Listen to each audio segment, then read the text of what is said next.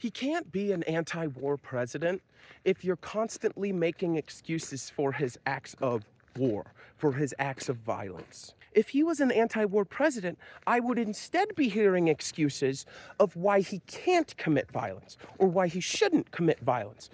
I would instead see an exhaustive attempt of diplomacy or trade agreements or whatever other nonviolent means of resolving these conflicts before I saw violence, if I saw violence at all. But instead, when the president illegally skirts congressional approval to bomb other countries, I hear excuses. I hear, oh, Christians weren't safe in Nigeria or Somalia, or oh, there's these terrorists with nuclear weapons in Iran and Syria and Yemen, or oh, look, there's this evil dictator in Venezuela. We must liberate the people from this. And it has nothing at all to do with the fact that there's tons of oil there, or they're a socialist country there, and or the fact that America has sanctioned them for decades. I would instead see attempts to resolve these issues without violence if he was anti-war.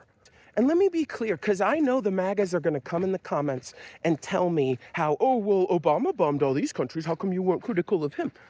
I am critical of him. Obama dropped 25,000 bombs in 2016 alone before getting congressional approval on 7 or 8 mostly Middle Eastern countries. I don't like when Democrats do it either. The point of this video is not to say that it's a Republican problem, because I believe it's an American imperialism problem.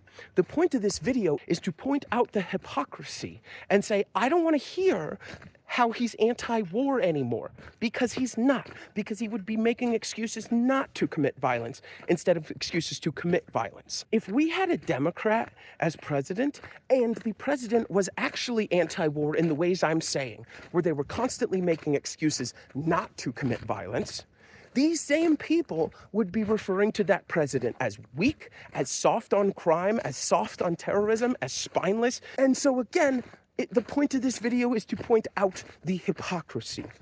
And I don't think that liberals are exempt from this, because I know that if a Democrat president was doing the same thing as Trump is doing right now for the same reasons, a lot of liberals would be defending it. And that's why I tend to differentiate myself from liberals by saying I am a leftist. This is why I have such a problem with the two-party system, because a lot of the times it just leads to you defending your party and criticizing the other, even if they're doing the same thing. And this is why we need ranked choice voting. And to be clear, I don't think Democrats are as bad as Republicans in every way.